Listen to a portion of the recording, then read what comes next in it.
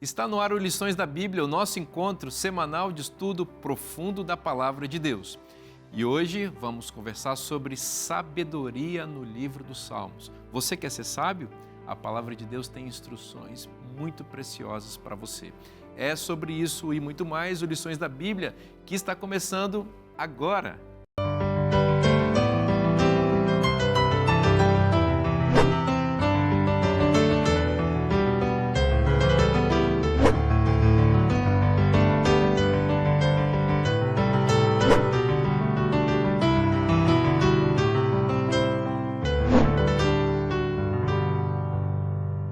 Eu já estou aqui na boa companhia dos meus amigos que estudam conosco ao longo dessa temporada e também na sua boa companhia. Obrigado por receber a gente na sua casa ou em qualquer lugar em que você esteja agora parando para estudar a Palavra de Deus. A nossa expectativa, o nosso desejo é que você seja muito abençoado, que você seja muito feliz, que você conheça coisas muito especiais da Palavra de Deus e aplique na sua vida para abençoar você e a sua família e todo mundo que tiver em sua influência, né? Eu vou apresentar para vocês mais uma vez, esses que vocês já conhecem, já fazem parte da nossa vida ao longo dessa temporada, dos nossos amigos aqui. À minha esquerda, o amigo pastor Josanã. Seja bem-vindo, meu irmão. Muito obrigado. Na alegria mais uma vez estarmos juntos. E esse tema que é tão especial, como precisamos de sabedoria para viver, e espero que possamos descobrir mais sobre isso no estudo dessa semana. Verdade. Felipe, que bom receber você mais uma vez, meu amigo. Seja muito bem-vindo. Obrigado, Vinícius. É uma bênção estar com os meus amigos aqui novamente, nesta que já é a 8ª semana, certo? Estamos já avançados no nosso estudo e caminhando agora para o que significa viver, né? Como viver, então, né? E é o que a gente vai estudar hoje. Maravilha. Cândido, que legal, irmão. Mais uma vez, seja muito bem-vindo. Que alegria. Fico feliz de estar aqui, esse programa que tem uma audiência significativa aqui na Novo Tempo. Vinícius, parabéns pelo programa. Obrigado. E você que, conjunto com outros convidados, tem abençoado tanto a igreja. Para mim é um privilégio estar dessa vez aqui, não lá assistindo, mas aqui e recebendo essa bênção ao lado de vocês. Que legal. Cândido, vou pedir você para orar para a gente, por favor. Claro. Querido Deus, nós te louvamos pelo dom da vida, pela liberdade que nós temos de aprender mais sobre a Tua Palavra. O Teu Espírito instruiu e inspirou homens no passado para escrever o que aqui está escrito. Que agora o Teu Espírito também atue em nossa mente para que entendamos, tenhamos clareza de pensamento e ao dialogarmos sobre Tua Palavra, que esta conversa se transforme em um instrumento para alcançar, tocar e direcionar a vida de pessoas espalhadas pelo Brasil e pelo mundo. Permanece conosco, visita cada um dos nossos telespectadores e ouvintes, é o que eu te peço em nome de Jesus. Amém. Em muitos salmos nós encontramos o conceito da sabedoria, né? Uma ênfase na sabedoria, mas essa não é uma exclusividade dos salmos, né? A Bíblia, como um todo, traz esse tema, especialmente a Bíblia hebraica, o que chamamos de Antigo Testamento. Felipe, fala um pouquinho do conceito de sabedoria da perspectiva da cultura bíblica, né? Da mentalidade hebraica que emerge no texto bíblico. Sim, a ideia de sabedoria no texto bíblico, em especial no Antigo Testamento, é uma ideia difundida em todos os livros, basicamente, do texto bíblico, né? Nós percebemos que muitas pessoas e várias atividades são chamadas ou atreladas à ideia de sabedoria. A gente tem, por exemplo, o livro de Ezequiel chamando de sábio os mercadores de Tiro, né, que vão para longe. O livro de Jeremias chamam de sábias as carpideiras, que eram profissionais do lamento, né, essas mulheres que choravam ali nos funerais. Nós temos, por exemplo, o livro de Jó chamando de sábio também pessoas que iam para longe, os comerciantes, né? E a gente tem o livro de Êxodo chamando de sábio os artesãos que utilizaram dos seus dons para construir o templo. Então a Bíblia menciona ou atrela a ideia de sabedoria a atividades corriqueiras da vida humana, desde a mãe ou da mulher sábia ali de Provérbios, né, até o pai, ou a mesma ideia do pai, um filho que ouve o pai. Então a ideia de sabedoria parece ser fluida no sentido do grupo de pessoas a qual ela pode se referir, né? Então não é esse ou aquele, esta ou aquela atividade, você pode ser sábio em diversas atividades na vida. Não à toa, o livro de Salmos parece falar justamente isso, né? Da busca de sabedoria por Deus, ou a Deus, dele te tornando sábio, para fazer e viver os seus preceitos em quaisquer que sejam as atividades da sua vida. Então, ser sábio na Bíblia não é ocupar uma posição. Ser sábio na Bíblia, é andar com o Senhor no seu dia a dia e nos caminhos que Ele coloca diante de você. Que maravilha. Eu acho interessante essa ideia porque o que a Bíblia apresenta é que a sabedoria não é uma coisa que é usada apenas no lugar secreto. Não é uma coisa... Não, a sabedoria ela tem que funcionar na praça, ela tem que funcionar no trabalho, o que é diferente de inteligência. Não é? Então, uma pessoa pode ser inteligente porque tem uma formação, porque tem um curso, mas o que a Bíblia fala, e vamos estudar bem essa semana, é que eu preciso, Salmo 119, verso 2, diz assim, que eu preciso buscar o Senhor de todo o coração. Então, sabedoria e buscar ao Senhor precisam andar juntos. Então, eu não posso ter uma coisa sem a outra. Eu não posso dizer eu sou sábio, mas não busco ao Senhor. Biblicamente, as duas coisas estão juntas.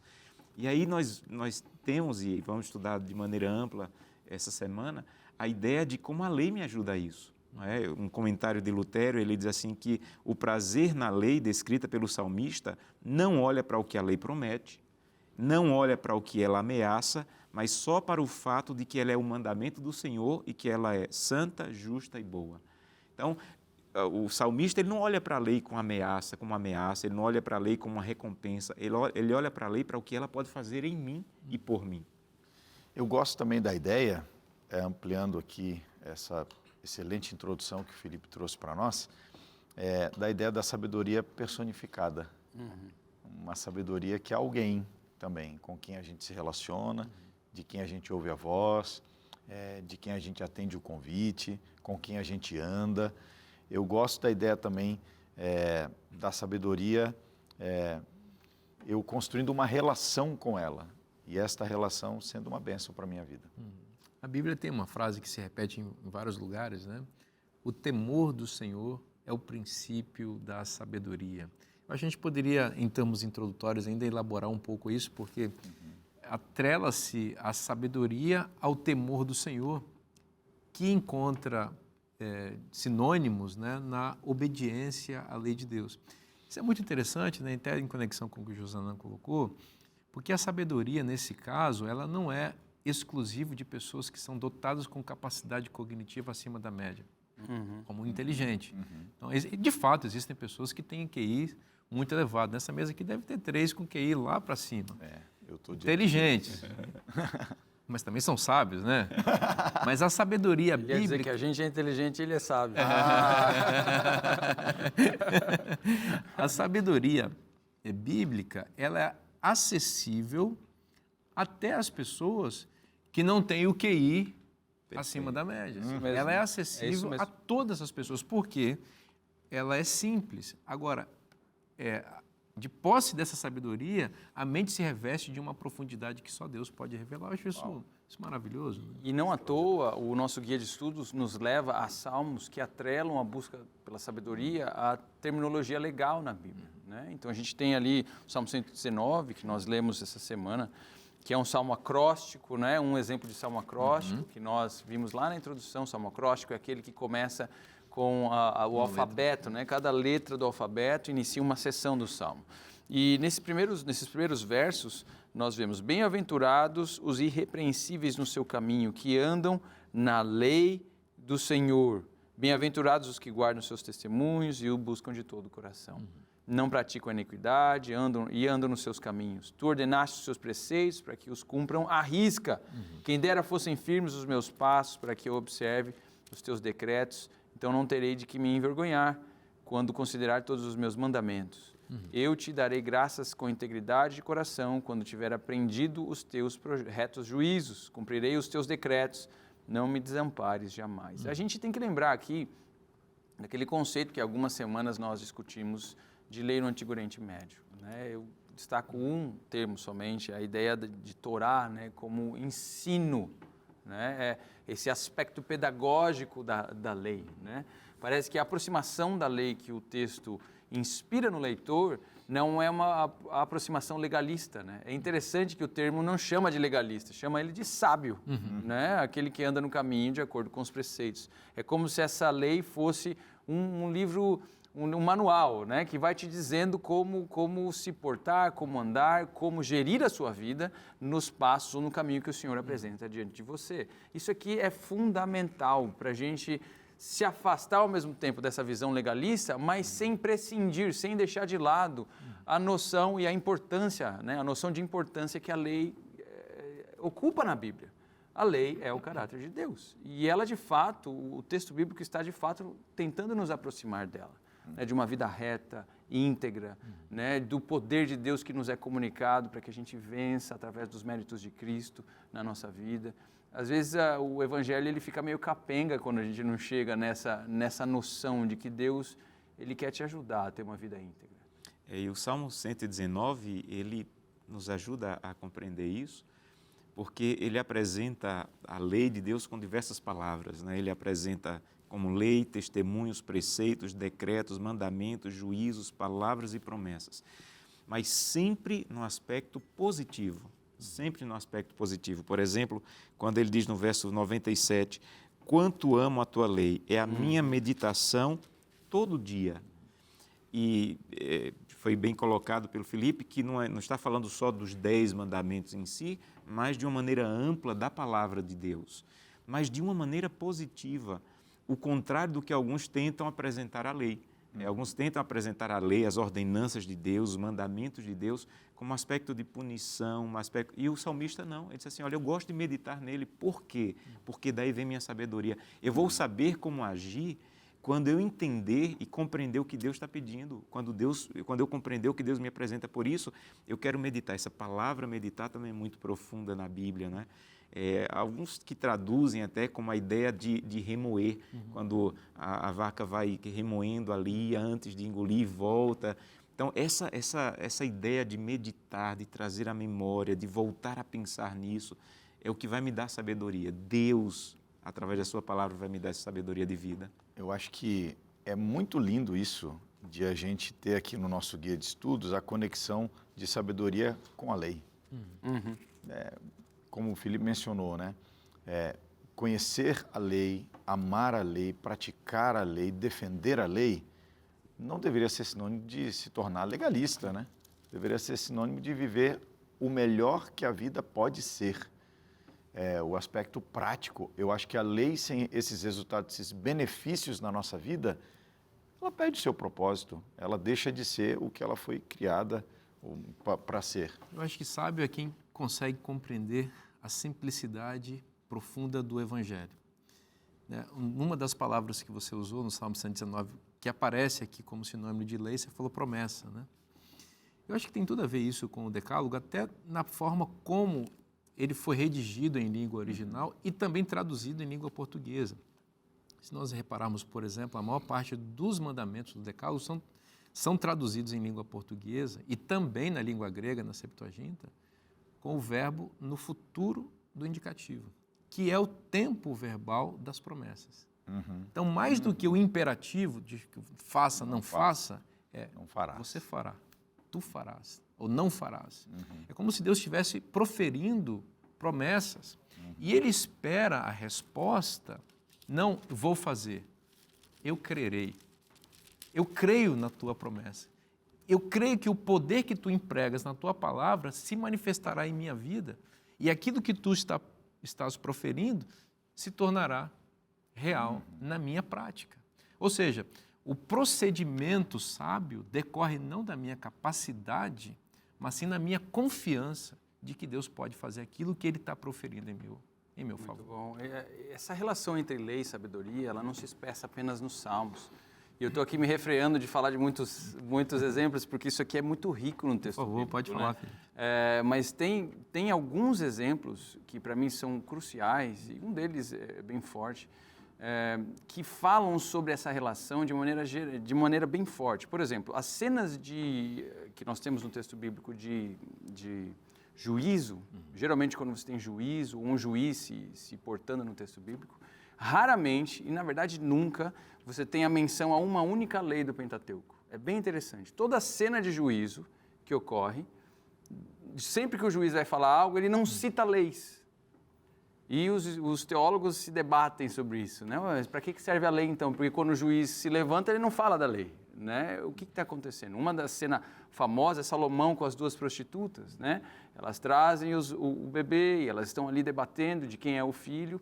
E Salomão levanta e fala, ó, corta o bebê no meio e dá um pedaço para cada uma. E a mãe, então, é descoberta no ato ou naquilo que o rei diz. E ele é louvado pela sabedoria dele. Então, é interessante porque o que a lei está fazendo com Salomão e, por consequência, com o adorador, é tornando ele sábio.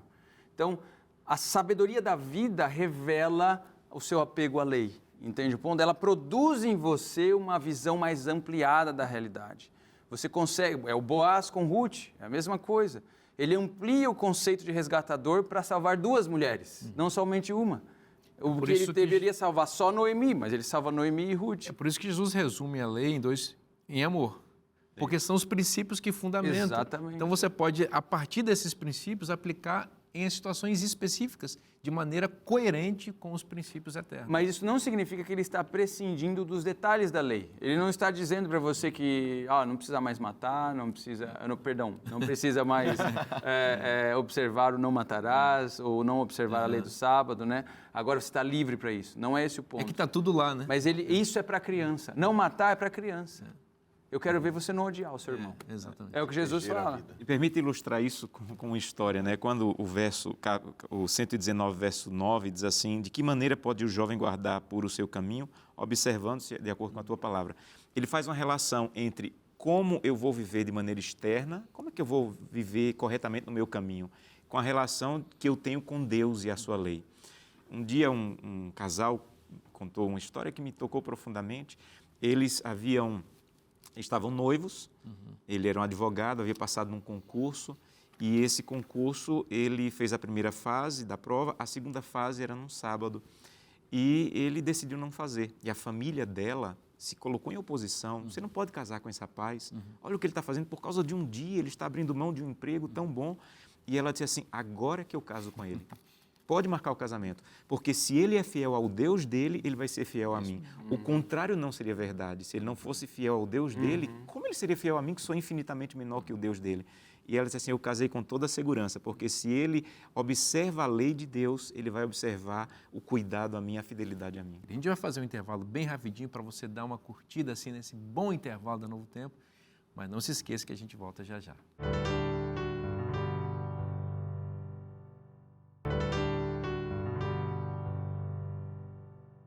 Estamos de volta com o programa Lições da Bíblia para continuarmos estudando sobre sabedoria no livro dos Salmos. E sabedoria é saber, em primeiro lugar, que Deus misericordiosamente nos fez. Ele é o nosso Criador, não só da nossa vida, mas de tudo aquilo que existe. E é para nos lembrar disso que a TV Novo Tempo lançou a revista A Origem de Tudo. De onde viemos? É uma pergunta importantíssima da existência humana.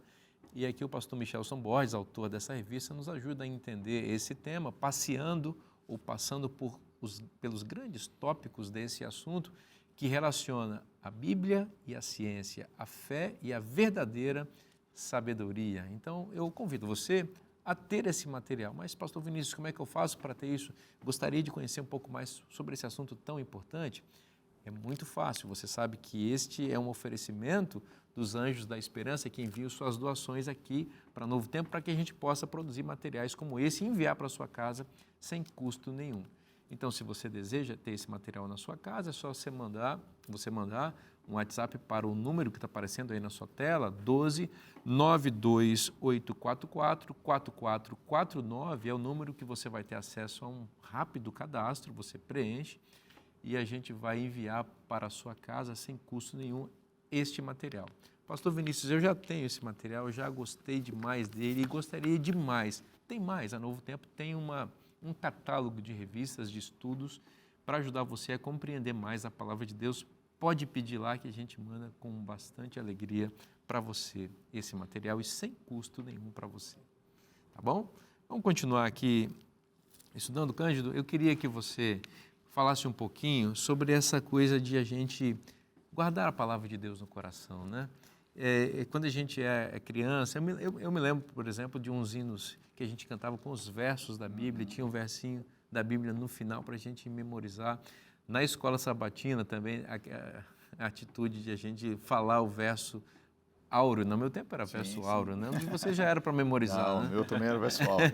E aí os meus filhos, a gente vai para a escola memorizando, para a igreja memorizando, para poder recitar lá. É uma atitude interessante. Né? Eu acredito que, de acordo com até o Salmo 119, aqui no verso 11, ele diz, guardo no coração as tuas palavras.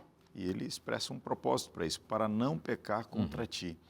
Eu acho que essa ideia de guardar no coração, sabe que decorar tem a ver com isso, né? Tem a ver com o coração também. A gente internalizar, isso tem um poder extraordinário.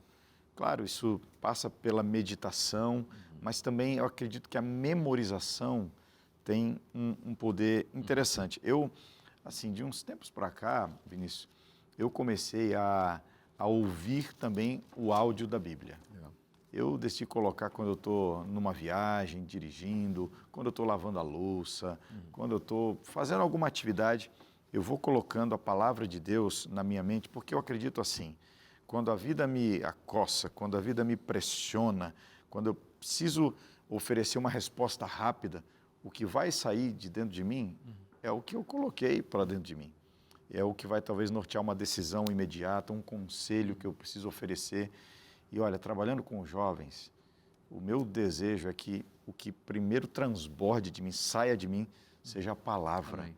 Para que seja o conselho seguro, para que seja a orientação sábia.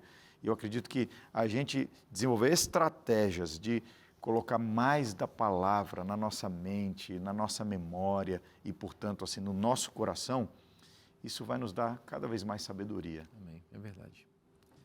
Há uma coisa interessante também nessa questão de sabedoria, apresentada no Salmo 90, é um salmo espetacular e é creditado a Moisés, homem de Deus, assim ele é apresentado aqui no Salmo. E às vezes a gente isola muito um versículo aí que é bem conhecido, né? O verso 12, ensina-nos a contar os nossos dias. E às vezes se usa esse termo, esse verso para um aniversário. Eu vou falar no aniversário, eu vou falar... Mas se você for para o contexto, Moisés está falando da ira de Deus. O verso 9, ele diz assim, os nossos dias se passam na tua ira.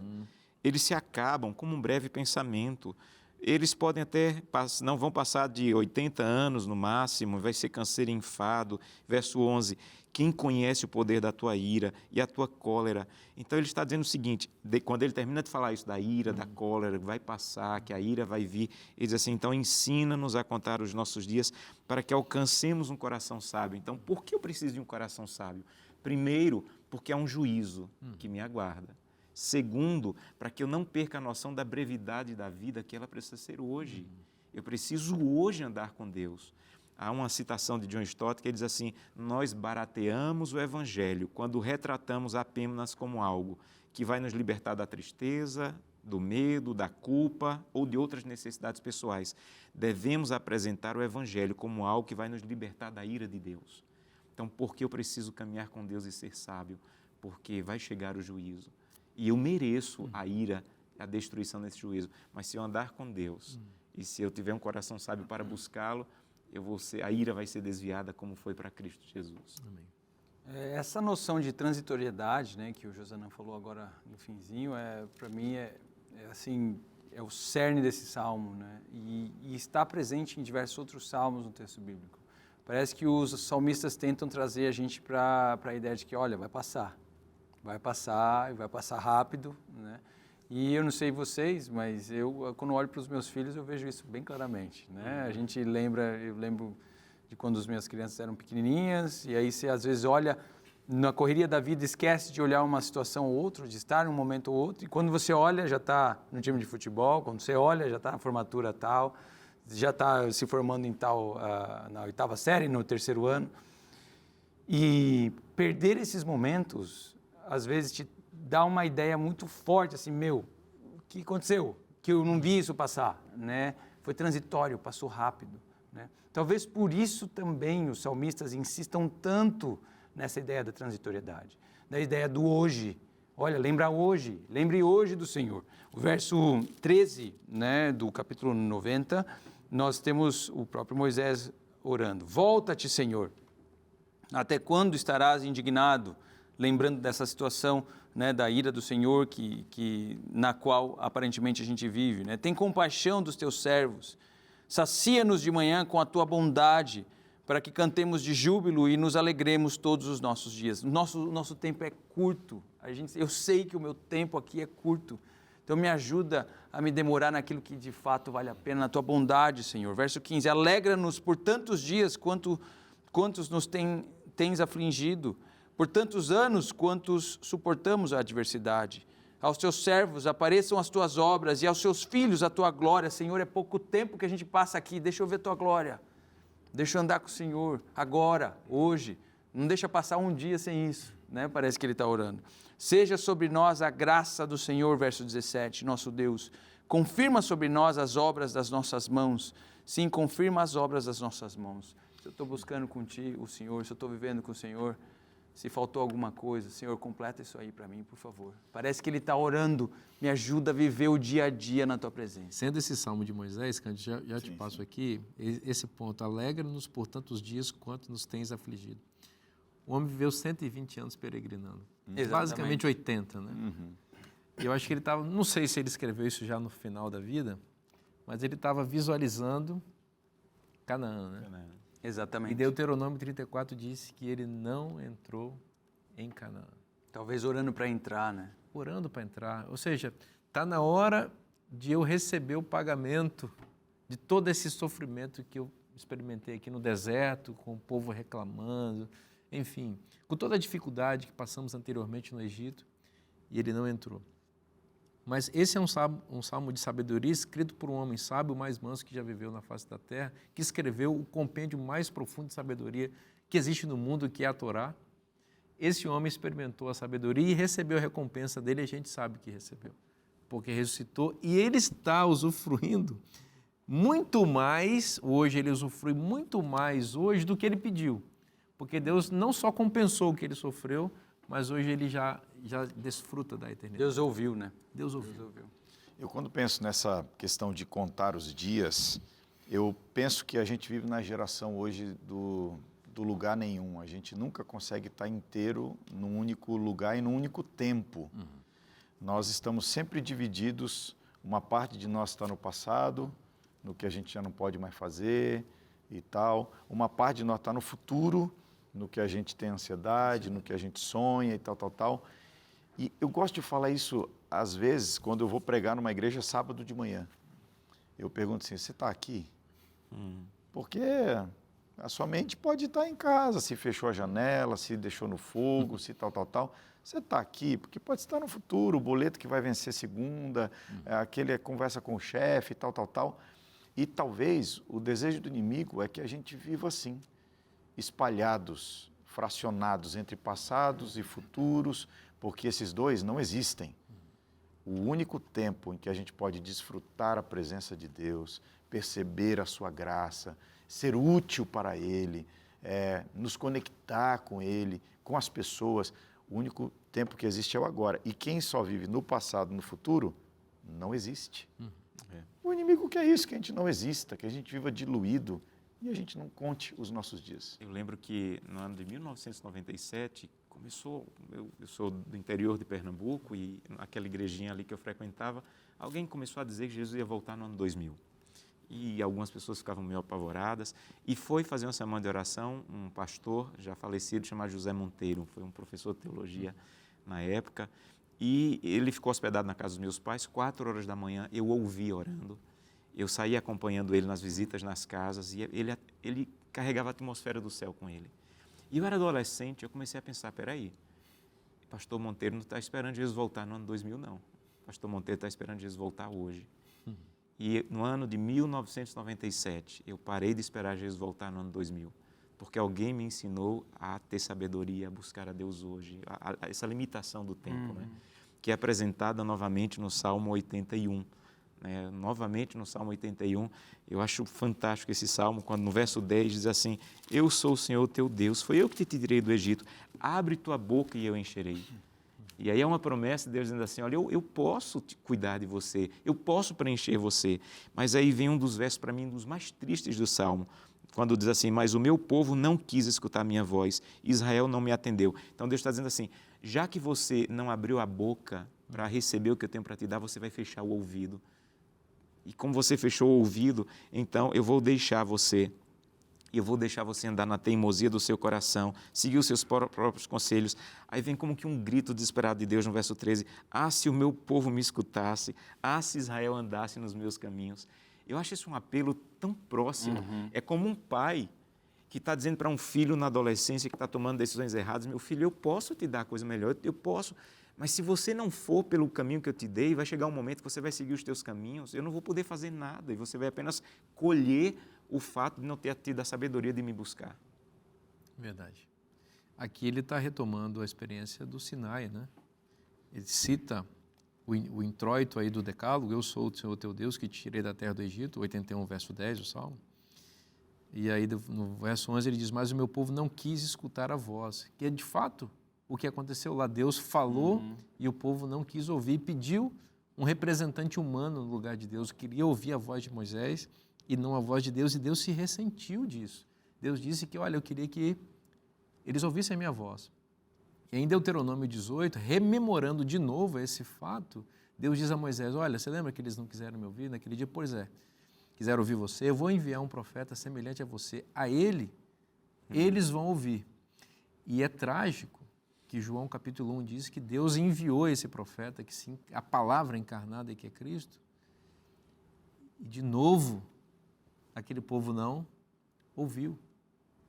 Mas o texto diz lá em João que aqueles que o receberam e ouviram, portanto, ele deu-lhes o poder de serem feitos filhos de Deus. Então, hoje é o dia da gente ouvir diligentemente a voz de Deus, como diz lá a aliança do Sinai, 19, verso 4, Êxodo, né?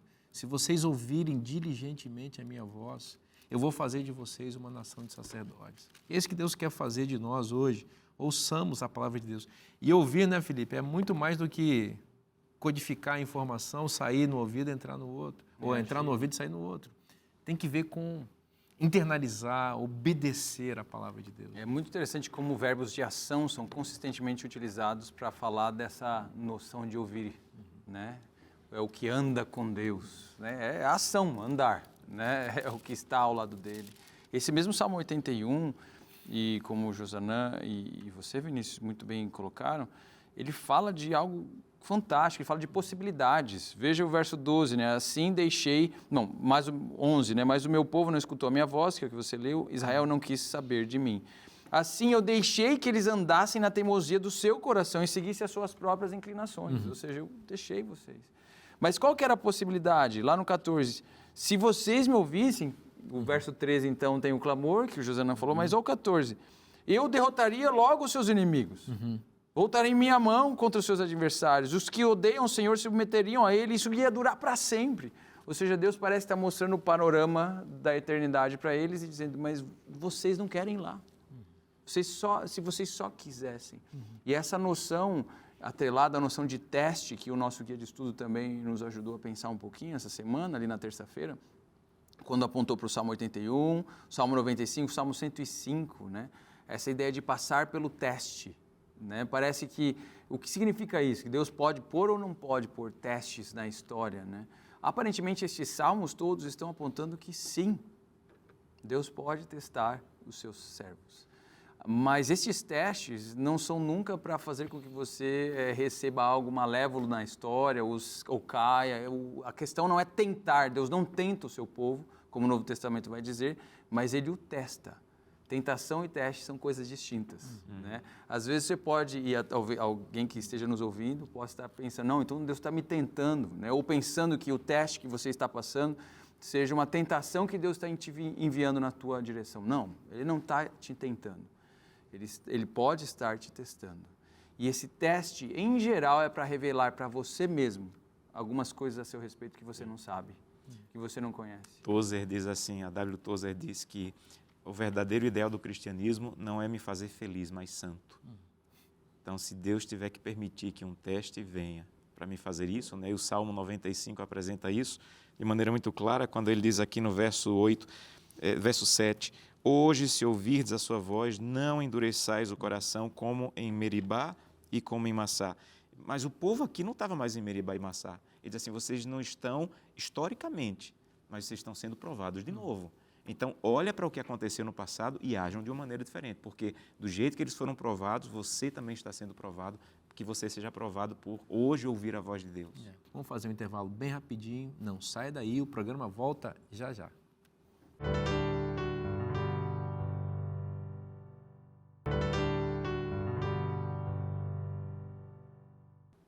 Estamos de volta para o último bloco desse programa, no qual estamos aprendendo sobre a verdadeira sabedoria. Que bom poder saber que Deus tem meios para comunicar o conteúdo da sua mente infinita para nós, por meio da sua palavra. Cândido, pensar nisso, né? Deus comunicando para a gente e querendo que a gente retenha isso ao mesmo tempo. O contrário disso faz com que as pessoas se tornem más e não sejam sábias na essência. Né? Sim, é verdade, Vinícius. Aqui no Salmo 95, mais uma vez, olhando para o texto ali, do verso 8, por exemplo, claro, depois ele disse, hoje ouvides a minha voz, aí ele diz no verso 8, não endureçais o coração.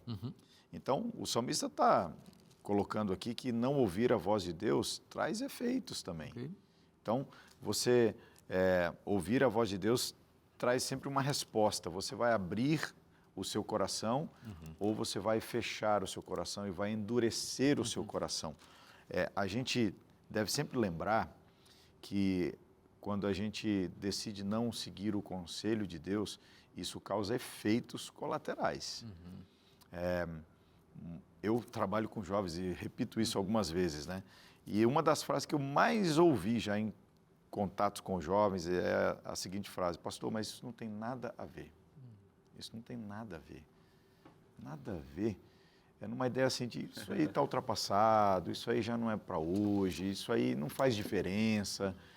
E eu sempre digo que o pecado continua pecado até hoje. Deus continua Deus até hoje. Quem pode ter mudado nessa equação é o ser humano. Se para você isso não tem mais nada a ver, eu pergunto, quem é que mudou? O pecado não deixou de ser pecado, Deus continua sendo ele, mas você talvez tenha mudado.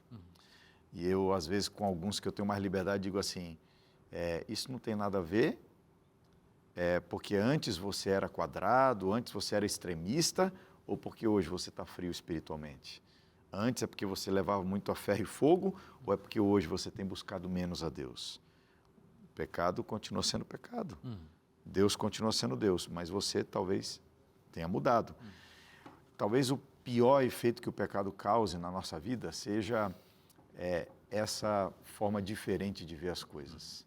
Ele vai mudando o nosso paladar, nossas percepções, vai roubando nossa sensibilidade espiritual, vai tirando nossa vontade de ler a Bíblia, de nos conectar com Deus. E eu acho terrível, porque esse é o preço do pecado, e o preço do pecado nunca está na embalagem. Esse é o efeito que a gente vai sentindo depois, né? É verdade. O Salmo 141, e temos aqui nosso guia de estudo, ele é, para mim, incrível. Por quê? Todos os salmos que falam do ímpio, geralmente eles colocam a linha entre eu estou aqui tentando te servir, Senhor, e eles são ímpios. O Salmo 141, não. O Salmo 141, o salmista ele se sente atraído pela impiedade. E ele está pedindo a Deus para que arranque isso do coração dele. Então, esse salmo, para mim, é muito significativo, ainda mais como o Cândido falou dos jovens, não é? Porque não é como o outro Salmo 139, por exemplo, que diz assim, Senhor, eu estou andando nos teus caminhos, ali estão os ímpios. O Salmo 141 diz assim, Senhor, eu estou querendo ir para o meio deles. Os versos 3 a 5, por exemplo, ele diz o seguinte, Senhor, põe guarda na minha boca. Em outras palavras, Senhor, vigia as minhas palavras, porque eu estou sendo atraído.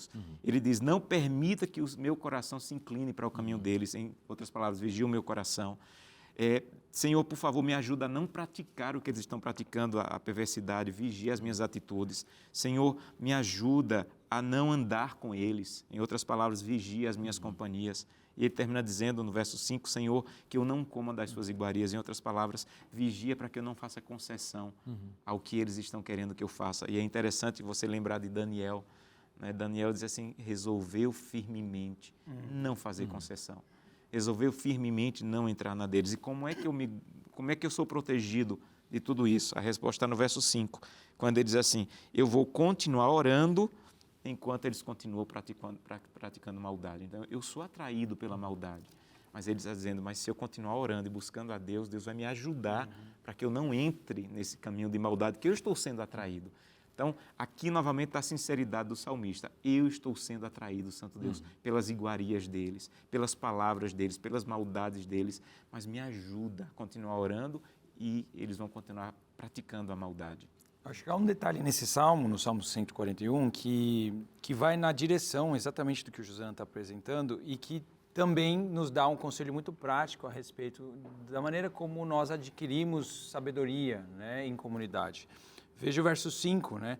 Fira-me o justo, e isso será um favor. Repreenda-me, e será como óleo sobre a minha cabeça, a qual não há de rejeitá-lo. Ou seja, ele aceita a repreensão de quem pode repreender. Ele aceita a repreensão de quem de fato tem a repreensão no coração. Ou seja, o justo pode repreender, mas aquele que não é justo não pode. Então, há uma aceitação tácita de gente que fala em nome do Senhor. Ele aceita quem fala em nome do Senhor. Ele está na comunidade. Eu imagino aquele jovem, né, que tem um ancião ali, falando para ele quais são os caminhos, mostrando para ele os passos corretos da vida. E o sábio aceita isso. E o sábio aceita. Isso é um óleo para ele. Ou seja, existe um coração favorável ao justo que o endireita, que mostra o caminho para ele. E aqui nesse salmo, que é muito rico, o 141, já fazendo um paralelo, né, a gente vê aqui uma rota que se assemelha muito ao que é descrito mais claramente no Salmo 1. Né? Então, a boca, os pensamentos, a companhia, a mesa. Então, ele faz um desenho parecido com o conselho de Deus, né, que não ande, que não pare, que não se assente na companhia de pessoas que não são influências positivas. Então, eu acredito que é um olhar para dentro, mas também fazendo esse desenho de como é a rota da tentação. Sim. Como que o mal vai também entrando e se solidificando na nossa mente, no nosso coração. E esse Salmo 1, ele apresenta aí essa comparação, né, como a lição está tentando nos apresentar. Ele apresenta o justo como uma árvore sólida, o ímpio como uma casca oca. E aí o verso 3 me chama muita atenção, quando ele diz assim que ele é como a árvore plantada junto às correntes das águas, que no seu devido tempo dá o seu fruto, a folhagem não murcha e tudo que ele faz será bem sucedido. Eu consigo pensar em 4 bênçãos aqui do justo apresentadas aqui. Né? A primeira, ele é plantado. Então não é que ele cresceu ali de qualquer maneira, ele foi plantado. Há um propósito para a vida do justo. Não é uma árvore que nasceu sozinha ali, ele foi plantado. Tem um passivo divino aqui, né? Ele é plantado. Ele é Por plantado. Quem, né? Exato. Deus o plantou, né? Exato. A segunda bênção diz que ele dá o fruto em cada estação. Então, ele está dizendo assim, olha, não importa a estação que você esteja vivendo, você vai florescer ali, você vai dar frutos. Então, você vai produzir paciência no sofrimento, você vai produzir paz no tumulto, você vai produzir misericórdia na injustiça, você vai produzir mansidão quando for falsamente acusado, você vai produzir força quando for tentado. A terceira bênção, que diz que a folha não murcha.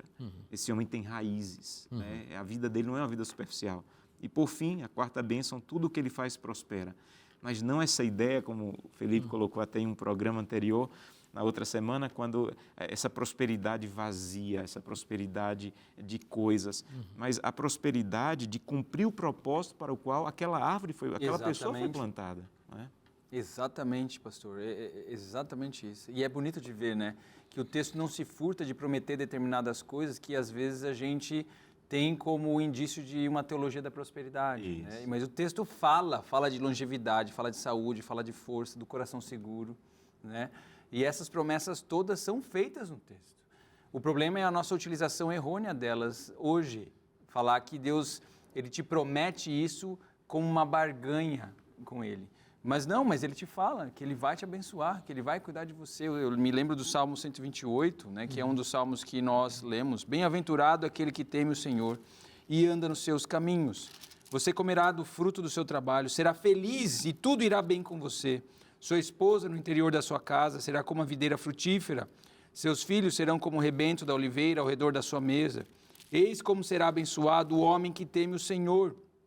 Que o Senhor o abençoe desde Sião, para que você veja a prosperidade de Jerusalém durante os dias da sua vida, veja os filhos dos seus filhos, longevidade, paz sobre Israel, termina o Salmo, né? Isso me lembra de um texto que está fora de Salmos, e a lição dessa semana fala sobre sabedoria, né? Mas é um texto sapiencial também, está em Eclesiastes, no capítulo 7, no verso 12, quando ele fala da proteção que a sabedoria dá, que aparentemente é isso que esses salmos estão cantando, né?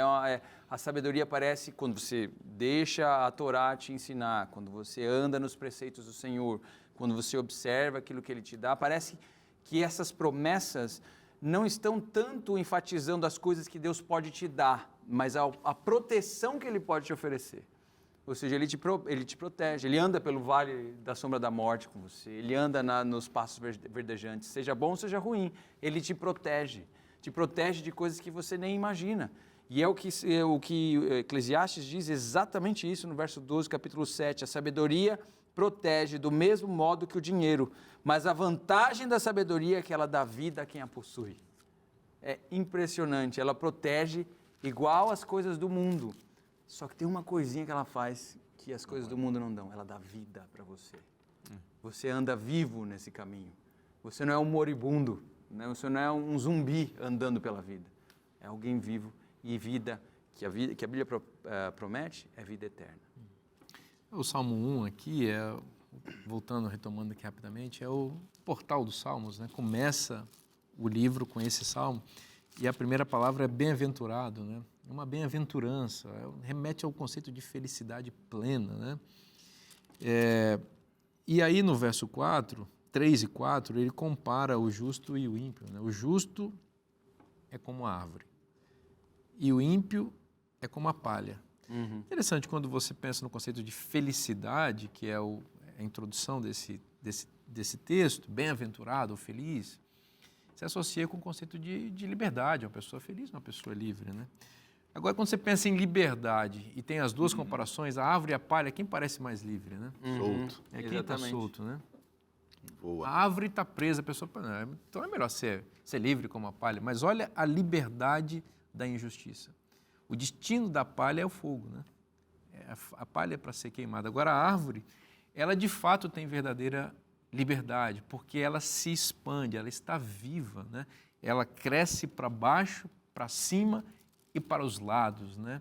Ela, como o Josana colocou aqui, descrevendo o verso 3, né? É produtiva. Veja, é uma folhagem também grande que acolhe o cansado, que encontra uma sombra. No contexto do Oriente Médio, isso é muito importante, né? No sol escaldante, imagina uma árvore, como que ela é útil para uma pessoa que se achega debaixo dela, né?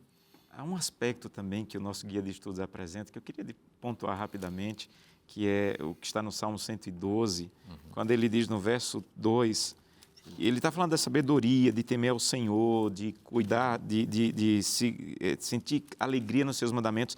Aí ele diz assim no verso 2, Salmo 112, verso 2, a sua descendência será poderosa na terra, ela será abençoada a geração dos justos. Essa ideia que me atrai muito de passar a sabedoria para a próxima geração. Isso me atrai muito nos Salmos também. A responsabilidade que eu tenho, e você que está sempre enfatizando, trabalha com jovens, não é? Há uma frase do Padre Zezinho que ele diz assim, há muitos jovens vazios, porque há poucos adultos transbordando. Eu gosto dessa ideia. Parece que é isso que o Salmo está tentando dizer. Olha, você tem como passar para as novas gerações se você viver. Se você for um modelo de alguém que ama a palavra de Deus, as novas gerações vão olhar para isso e elas serão também abençoadas. Você vai deixar um legado de sabedoria para outros. Muito bom mesmo. É interessante também a ênfase na pátria, né? Na ideia de que esse legado ele não é um legado local. É verdade que os salmos estão falando consistentemente sobre longevidade, vida, saúde, o caminho. E a gente em alguns momentos já pontuou isso aqui, né? A importância do caminho, que às vezes é a própria bênção em contraposição à ideia da chegada. Mas a Bíblia fala de chegada também. A Bíblia fala do retorno para a pátria. E o nosso guia de estudo fala sobre isso, mencionando a importância de passar essa noção de destino para as novas gerações. há um local, há uma esperança.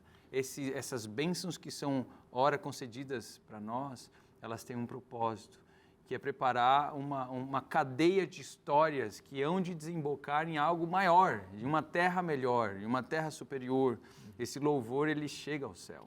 E ele, de fato, tem a ver com um rei, que é um rei eterno, que há de nos receber um dia. Eu acho que eu gosto do Salmo 112, por exemplo, que ele fala: feliz é o homem que teme ao Senhor. Eu acho que a gente tem a esperança de um lugar, de uma pátria, de um futuro, mas Deus quer que a gente viva uma vida feliz aqui e agora, né? Enquanto a gente anda, que a gente vá colocando nossos olhos no que realmente faz bem, no que nos dá significado. E eu acho que essa ideia de religiosidade, que tudo que eu vivo aqui, que eu posso viver aqui, é privação, porque eu não posso fazer nada que eu gosto, nada que é bom. Os jovens às vezes falam assim: pastor, eu vou sair da igreja, porque nada do que eu gosto pode ir na igreja. E eu lembro do Gênesis, quando é descrito a árvore do fruto proibido, que fala que é bom, boa e agradável, mas em Gênesis 2, verso 9, quando diz como é que Deus encheu o jardim, fala que são árvores boas e agradáveis. Eu lamento quando um jovem olha para mim e não consegue ver em mim alguém que encontrou na presença de Deus, na lei de Deus, na vida com Deus, coisas boas e agradáveis. Deus já espalhou isso pelo jardim da vida. E a gente precisa experimentar esses frutos aqui e agora. E é bem isso que o Salmo 1 destaca, nós vamos concluir com isso, né? Que ele apresenta no verso 1 uma pessoa numa escala descendente para o mal, né? A pessoa andando no conselho dos ímpios, parando no caminho dos pecadores e se assentando na roda dos escarnecedores. Esse não é bem-aventurado. O bem-aventurado é aquele que encontra prazer na lei de Deus. Não é só ler a Bíblia, é encontrar alegria e satisfação na palavra de Deus. E é isso que Deus oferece para você, se você se expuser a essa palavra maravilhosa. Essa palavra preciosa, amorosa, prazerosa de Deus está na Bíblia, é bom para você. Te espero na próxima semana. Que Deus te abençoe.